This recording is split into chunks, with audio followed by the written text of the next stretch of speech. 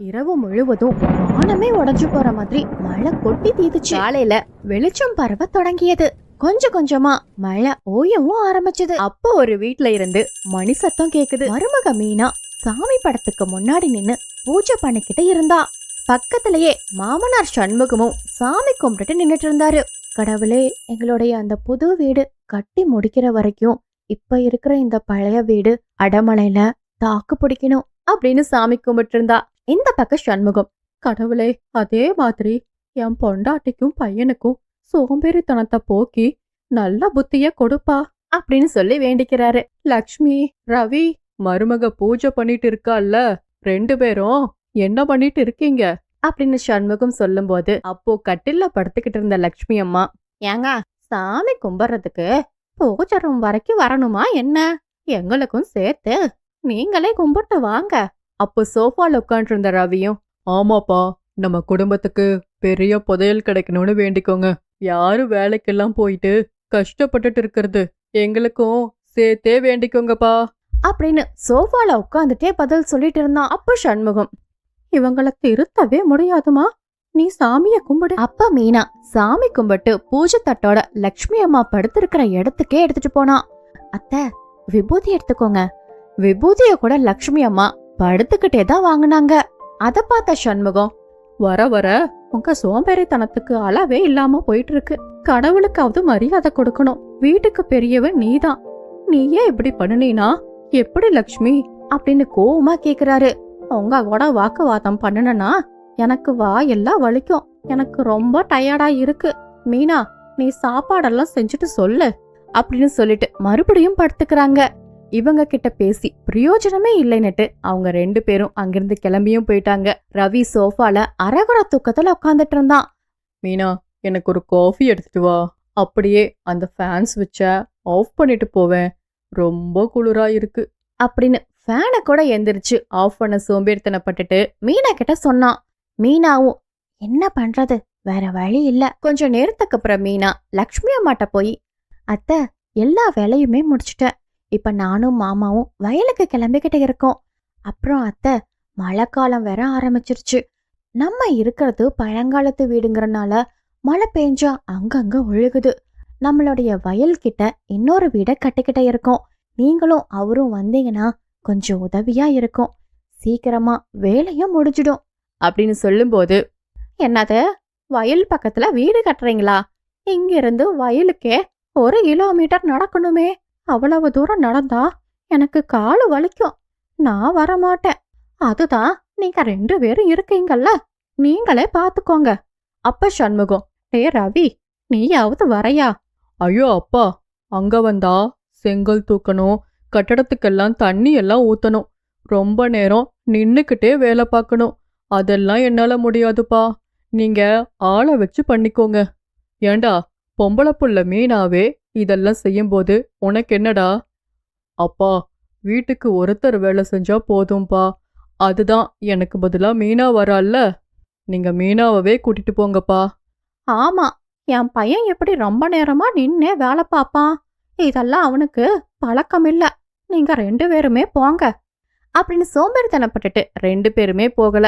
இத பார்த்த மீனாவும் சண்முகமும் இது சரிப்பட்டு வராதுன்னுட்டு 2 பேருமே கிளம்பி போனாங்க. வயல்ல வேலை செஞ்சுட்டு இருக்கும்போது சண்முகம், இவங்களோட சோம்பேறித்தனம் நாளுக்கு நாள் அதிகமாயிக்கிட்டே போயிட்டு இருக்கு. மாமா, இவங்களோட சோம்பேறித்தனத்தை விரட்ட நான் ஒண்ணு பண்ணி வச்சுட்டு வந்திருக்கேன். என்னம்மா அது? மாமா, எப்பொழுதும் அவங்க 2 பேரும் படுத்துட்டு தானே இருக்காங்க. அதுதான் அவங்க படுத்திருக்கிற இடத்துல நிறைய சர்க்கரைய கொட்டி வச்சுட்டு வந்திருக்கேன். இந்த நேரம் எறும்பு கிட்ட பயங்கரமா கடி வாங்கிட்டு ஐயோ அம்மான்னு கத்திக்கிட்டே நான் வயலுக்கே போறேன்னு சொல்லிட்டு வருவாங்க பாருங்க அப்படின்னு சொல்லிட்டு 2 பேரும் சிரிச்சுக்கிட்டே இருந்தாங்க. ரொம்ப நேரம் ஆகியும் அவங்க நினைச்ச மாதிரி 2 பேருமே வரல. வீட்டுக்கு போய் பார்க்கலான்னு 2 பேரும் போனாங்க. லக்ஷ்மி அந்த படுக்கையிலேயே படுத்துக்கிட்டு இருந்தாங்க.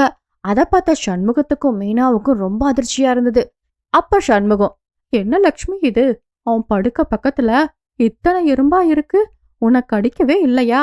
அப்படியே படுத்துக்கிட்டு இருக்கியே. அட ஆமாங்க, நிறைய எறும்பு வந்துச்சு, கடிக்கவும் செஞ்சது. இருந்தாலும் அதையெல்லாம் உதறிட்டு படுக்க கொஞ்சம் சலிப்பா இருந்துச்சு. அது ஒரு ஓரமா இருக்கட்டும்னு நான் ஒரு வாரமா படுத்துக்கிட்டு இருக்கேன்.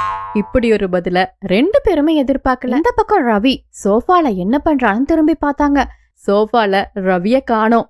அப்ப மீனா, என்ன மாமா அவரை காணோம்? ஒருவேளை எறும்பு கடிக்கு பயந்து வெளியே எங்காவது போயிருப்பாரோ? நம்ம போட்ட பிளான் நடந்துருச்சு மாமா அப்படின்னு சொல்லிட்டு வெளியே பார்த்தா ரவி ஒரு மரத்துக்கடியில கட்டில போட்டு படுத்து தூங்கிட்டு இருந்தான். அப்ப மீனா, என்னாச்சு ரவி, ஏன் இங்க வந்து படுத்திருக்கீங்க? அது ஒண்ணும் இல்ல மீனா, சோஃபால வசதியாவே இல்ல, அதுதான் இங்க வந்து படுத்துட்டேன். காத்தோட்டமா ரொம்ப நல்லா இருக்கு அப்படின்னு சொன்னான். அப்ப மீனாவுக்கு ரொம்ப வருத்தமா போச்சு. மனசுக்குள்ள, என்ன இது, என்ன திட்டம் போட்டாலும் இவங்கள திருத்தவே முடியலையே அப்படின்னு யோசிச்சுக்கிட்டு உள்ளேயும் போனா. அவங்க 2 பேரும் சாப்பிட்ட தட்டு கூட எடுத்து வைக்கவே இல்ல. டேபிள் மேல அப்படியே இருந்துச்சு. மீனா தான் வந்து எல்லாத்தையும் சுத்தம் பண்ணி வச்சா. அடுத்த நாள் காலையில வழக்கம் போல மீனா எல்லா வேலையும் பண்ணி வச்சுட்டு, அத்தை எனக்காவது வயலுக்கு வருவீங்களா? மீனா, உனக்கு எத்தனை முறை தான் சொல்றது, என்னால அவ்வளவு தூரமெல்லாம் நடந்து வர முடியாது, நீயே போ. மீனாவும் இவங்கள ஒன்னும் பண்ண முடியாதுன்னு நினைச்சிட்டு கிளம்பியும் போனா. மீனா போன கொஞ்ச நேரத்திலேயே லக்ஷ்மி அம்மா, தண்ணி வேற ரொம்ப நேரமா தாகமா இருக்கு, எழுந்து போய் குடிக்கணுமா? சமையல் கட்டு வேற அவ்வளவு தூரமா இருக்கு, சரி வேணாம், அப்படியே படுத்துக்குவோம் அப்படின்னு தண்ணி குடிக்காமையே படுத்துக்கிறாங்க. இந்த பக்கம் ரவி, லைட்டா பசிக்கிற மாதிரி இருக்கே, போய் சாப்பிடலாமா? இல்ல வேண்டாம், நைட்டு மீனா வந்து அவளே போட்டு தருவான், அப்ப சாப்பிடலாம் அப்படின்னு அவனும் சாப்பிடாமலே படுத்துக்கிறான். இப்படியே அவங்க 2 பேரும் பசிச்சாலும் சாப்பிடறதில்ல, தண்ணி தாகம் அடிச்சாலும் குடிக்க மாட்டேங்கிறாங்க. 24 மணி நேரமும் படுத்துக்கிட்டே இருக்காங்க. அப்போ ஊருக்காரங்க சில பேர் லக்ஷ்மி அம்மா வீட்டு முன்னாடி நின்னு, பாவண்டி இந்த வீட்டு மருமக மீனா, இந்த குடும்பத்துல வந்து நல்லா மாட்டிக்கிட்டா. இந்த வீட்ல இருக்கிற அம்மாவும் பையனும் சுத்த சோம்பேறிக, எந்த வேலையுமே பண்ண மாட்டாங்க. இவங்கள மாதிரி நம்ம ஊர்ல வேற யாரையுமே பார்த்திருக்க முடியாது அப்படின்னு பேசிக்கிட்டு இருந்தாங்க. அத கேட்ட ரவி, அம்மா அவங்க நம்மள பத்தி தாமா பேசிக்கிட்டு இருக்காங்க. அட அவங்க கடக்குறாங்க ரவி, ஊருனா 4 பேரு 4 விதமா பேசத்தான் செய்வாங்க, இதையெல்லாம் கண்டுக்காத வீடு அப்படின்னு எதை பத்தியுமே கவலைப்படாம சோஃபா கட்டலும் கெதினே படுத்துக்கிட்டே இருக்காங்க. அப்படியே கொஞ்ச நாளும் ஆகுது. மழைக்காலமும் ஆரம்பிக்குது. மழைக்காலம் அதிகமா ஆகிறதுக்குள்ள மீனாவும் சண்முகம் புது வீட்டுல எல்லா வேலையும் பாத்துக்கிட்டு அங்கேயே இருக்கிறாங்க. இந்த பக்கம் மழை வரதுனால குடிசைக்குள்ள ஒழுகவும் ஆரம்பிக்குது. ரவி, அம்மா குடிசைக்குள்ள தண்ணி வர ஆரம்பிச்சிருச்சு, இங்க பாருங்க, என்னோட சோஃபா எல்லாம் நனைஞ்சு போச்சு. அட ஆமா ரவி, என்னோட கட்டலும் நனைஞ்சு போச்சு, வீட்டுக்குள்ளயும் தண்ணி வர ஆரம்பிக்குது. இப்படியே பேசுறாங்களே தவிர அவங்க எதுவுமே பண்ண மாட்டேங்கிறாங்க. கொஞ்ச நேரத்திலேயே மழை அதிகமா வர தொடங்கிருச்சு. வீட்டுக்குள்ள முழுக்கும் தண்ணி நனைஞ்சு கிடந்தது. குடிசை விழுகிற மாதிரியா வெறும் பயந்து போய் வெளியே ஓடி வராங்க. அடிக்கிற மழைக்கு குடிசை சுக்கு நூறா கீழே விழுந்துருது. 2 பேரும் வீடு இல்லாம கொற்ற மலையில நின்னுக்கிட்டு இருக்காங்க. அப்ப ரவி, என்னம்மா இப்படி ஆயிருச்சு? மீனா அப்பவே சொன்னா, இந்த வீடு சரியில்லை, அந்த வீட்டுக்கு வாங்கன்னு கூப்பிட்டா. நம்ம தான் நடந்து போக சலிச்சுக்கிட்டு படுத்துக்கிட்டே இருந்தோம். இப்ப என்னமா பண்றது?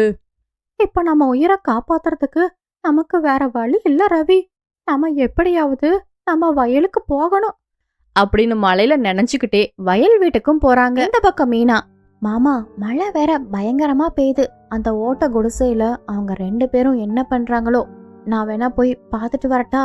அதெல்லாம் ஒண்ணும் வேண்டாம் மீனா, அவங்க ஒண்ணும் சின்ன குழந்தை இல்ல, நம்ம எத்தனை முறை சொல்லிருப்போம், வராதது அவங்க தப்புதான், அவங்களுக்கு புத்தி இருந்தா வரட்டும். இந்த பக்கம் 2 பேரும் ரொம்ப நாளா சரியா சாப்பிடாம சரியா நடக்காதனால கொஞ்ச தூரம் நடந்ததுலயே அவங்களுக்கு மூச்சும் வாங்குச்சு.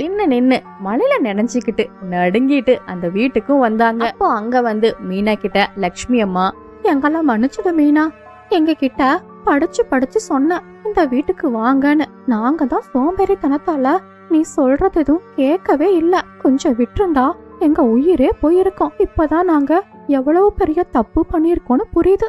அப்ப ரவியும், ஆமாப்பா, மழை வந்தாலும் பரவாயில்லைன்னு படுத்துக்கிட்டே இருந்தோம். அந்த வீடு எங்க மேல விழுக போறப்போ எங்களுக்கு உயிர் பயத்தவே காமிச்சிருச்சு. அப்பதான் சோம்பேறித்தனத்தால எவ்வளவு தப்பு பண்ணிருக்கோன்னு புரிஞ்சுக்கிட்டோம். எங்களை மன்னிச்சிடுங்கப்பா அப்படின்னு சொன்னா. அப்ப சண்முகம், இருங்க, நீங்க 2 பேரும் வீட்டுக்குள்ள வரணும்னா ஒரு நிபந்தனை இருக்கு. நல்லதா ஒரு வீடு கிடைச்சிருச்சுன்னு சொகுசா இருக்கணும்னு மட்டும் நினைக்காதீங்க. இனிமேல் நீங்க வயல் வேலை வீட்டு வேலையெல்லாம் எங்க கூட சேர்ந்து செய்யறதா இருந்தா மட்டும்தான் உங்களுக்கு இந்த வீட்ல இடம் இருக்கு. முடியாதுன்னா இப்பவே இங்க இருந்து கிளம்பி போங்க அப்படின்னு ஒரு நிபந்தனையும் வச்சாரு சண்முகம். அப்போ அத கேட்ட லக்ஷ்மி அம்மாவும், என்னங்க இப்படி சொல்றீங்க? நாங்க ஒரு தடவை பட்டாச்சு, இனிமேல் நாங்க திரும்பவும் அந்த தப்ப பண்ண மாட்டோம் அப்படின்னு சோம்பேறித்தனத்தை விட்டுட்டு கொஞ்சம் கொஞ்சமா எல்லா வேலையும் செய்ய ஆரம்பிக்கிறாங்க. கொஞ்ச நாளும் இப்படியே போகுது. அப்ப ஊருக்காரங்க, அட வேலை செய்யறது லக்ஷ்மியும் ரவியுமா?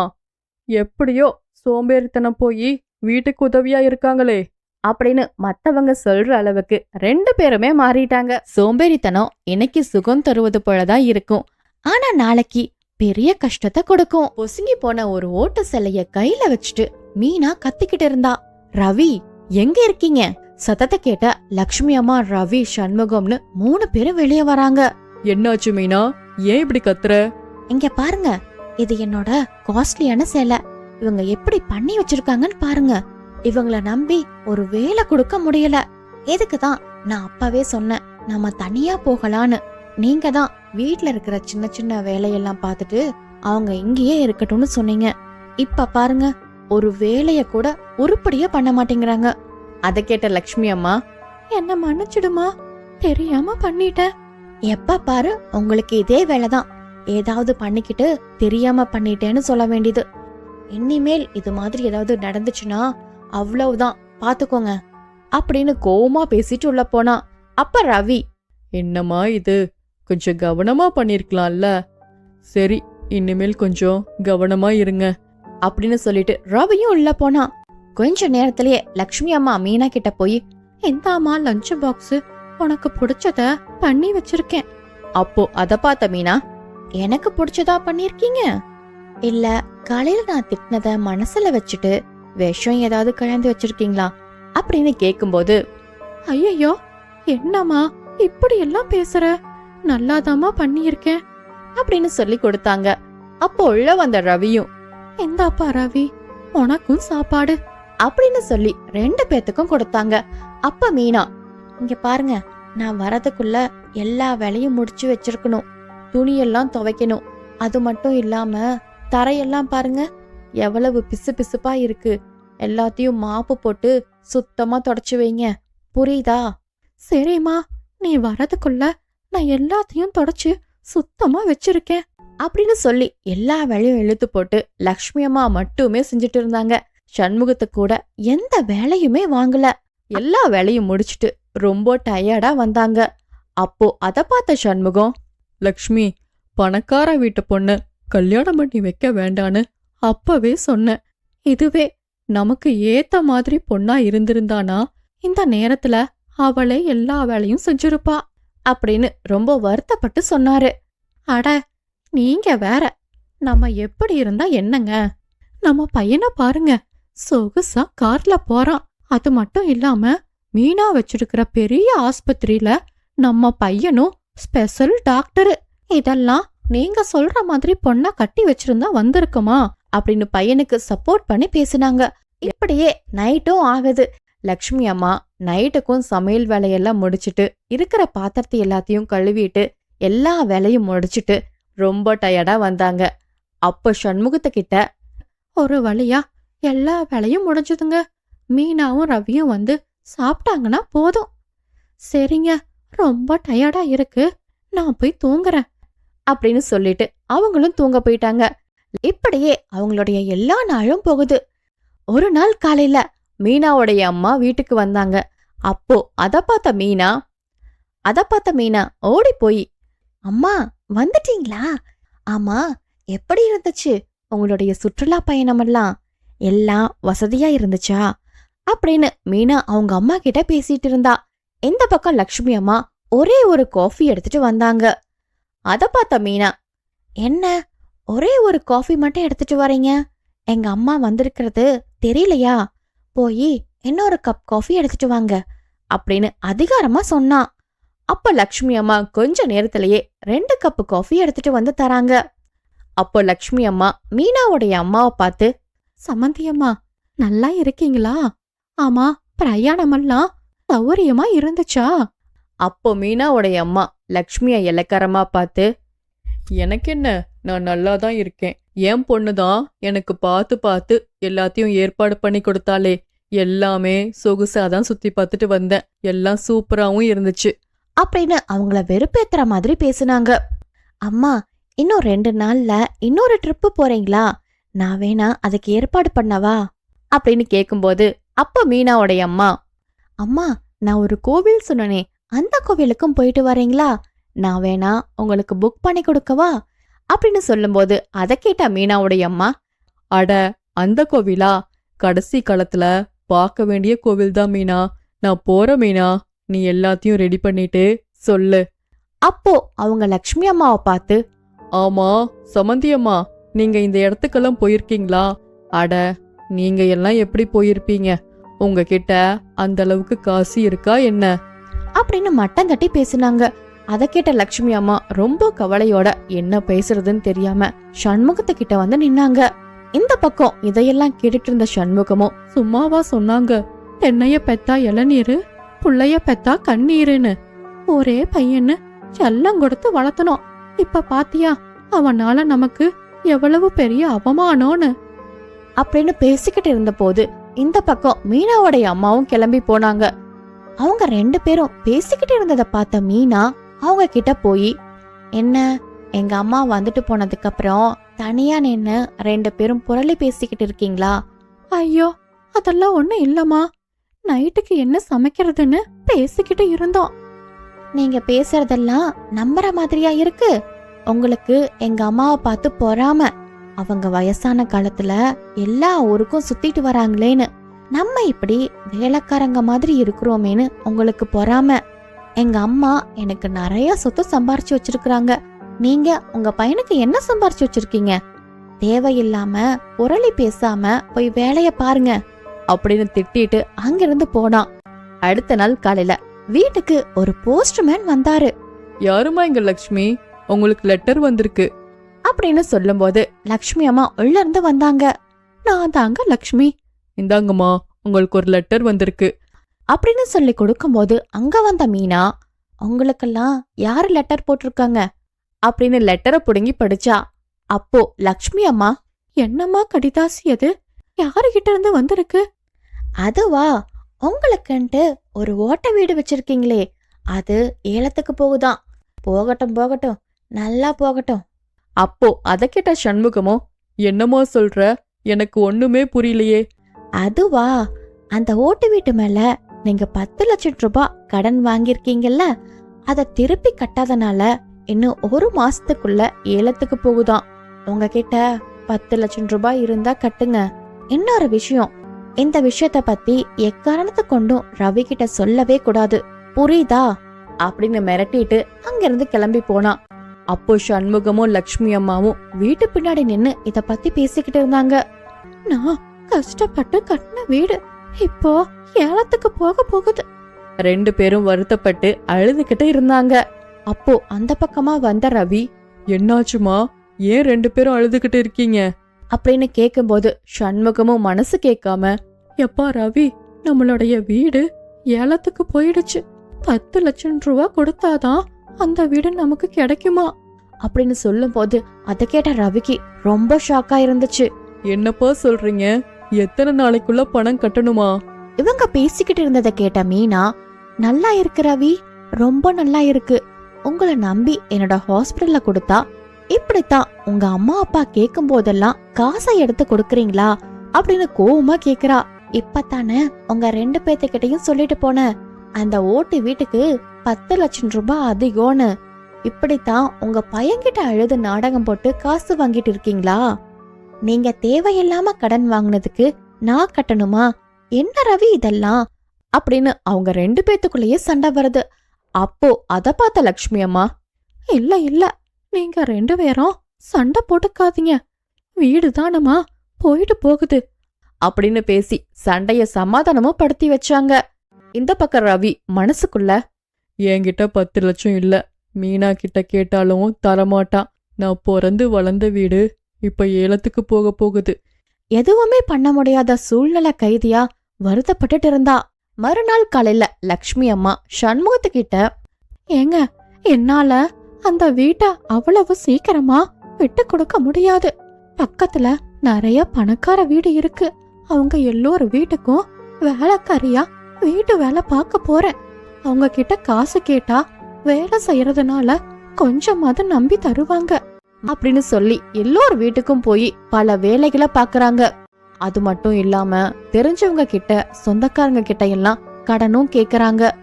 முடிஞ்ச அளவுக்கு எல்லா பக்கமும் முயற்சி செய்யறாங்க. ஒரு மாசமும் முடியுது. ஒரு நாள் லக்ஷ்மி அம்மா சண்முகத்துக்கிட்ட வந்து, ஏங்க, நான் எவ்வளவு கஷ்டப்பட்டும் என்னால அந்த காசு சேர்க்க முடியல. கடைசியில நம்ம வீடு நம்ம கைய விட்டு போயிடுச்சு அப்படின்னு 2 பேரும் அழுதுகிட்டு இருந்தாங்க. அப்ப கோவமா ரவிய கூட்டிட்டு வந்த மீனா, இப்போ உங்களுக்கு சந்தோஷமா? உங்கனால என்னுடைய மான மரியாதை எல்லாமே போச்சு. எனக்கு தெரியாம எல்லோர் வீட்டுக்கும் போய் ஒரு மாசமா வேலைக்காரிய வேலை பார்த்துட்டு இருக்கீங்க. அது மட்டும் இல்லாம நிறைய பேர்கிட்ட போய் கடனும் கேட்டிருக்கீங்க. நீங்க பண்ணின வேலையால எல்லோரும் என்கிட்ட வந்து, ஓ மாமியார் வேலைக்காரியா வேலை பார்த்துட்டு இருக்காங்க, உங்ககிட்ட தான் இவ்வளவு காசு இருக்கும்போது ஏன் அவங்க வந்து என்கிட்ட கடன் கேக்குறாங்கன்னு நீ அவ்வளவு அடிமையா நடத்துறியான்னு இப்படின்னு என்னை கேவலப்படுத்தி பேசுறாங்க. இது எல்லாம் தானே நீங்க எதிர்பார்த்தீங்க. இப்ப நீங்க நினைச்ச மாதிரியே நடந்துருச்சுல்ல அப்படின்னு கத்திட்டு இருந்தா. அப்ப ரவியும், என்னம்மா இப்படி பண்ணிருக்கீங்க? உங்களால எங்களுக்கு எவ்வளவு அசிங்கம் தெரியுமா? எல்லோரும் கேவலமா சிரிக்கிறாங்கம்மா. அப்ப மீனா, நான் உங்களை நல்லா தானே பாத்துக்கிறேன். உங்களுக்கு என்ன குறை வச்சேன்? வீட்ல இருக்கிற வேலைய மட்டும் பாருங்கன்னு சொன்னா எல்லோர் வீட்டுக்கும் போய் வேலைக்காரியா வேலை பார்த்துட்டு இருக்கீங்க. எதுக்கு தான் எங்களுக்கு இப்படி தொல்லை கொடுக்கறீங்கன்னே தெரியல. உங்களால எங்களுக்கு நிம்மதியே இல்ல அப்படின்னு அழுது நாடகமும் போட்டா. அப்ப சண்முகம், நாங்க யாருக்கும் தொந்தரவா இருக்க விரும்பல. நாங்க இங்க இருந்து கிளம்புறோம். அப்புறம் நாங்க தேவையில்லாம வீட்டை அடமானமா வச்சு கடன் வாங்கல. உன் புருஷனை டாக்டருக்கு படிக்க வைக்கிறதுக்கு வாங்கின கடன் தான் அது. அது எங்களுடைய கடமை. எங்க கடமைய நாங்க சரியா செஞ்சுட்டோம். இனிமேல் யாருக்கும் தொந்தரவா இருக்க மாட்டோம். நாங்க கிளம்புறோம். வா லக்ஷ்மி, போகலாம் அப்படின்னு லக்ஷ்மி அம்மாவை கூட்டிட்டு அனாதை ஆசிரமத்துக்கு வாழவும் கிளம்பிட்டாங்க. இதையெல்லாம் பார்த்த ரவிக்கு ரொம்ப கஷ்டமா இருந்துச்சு.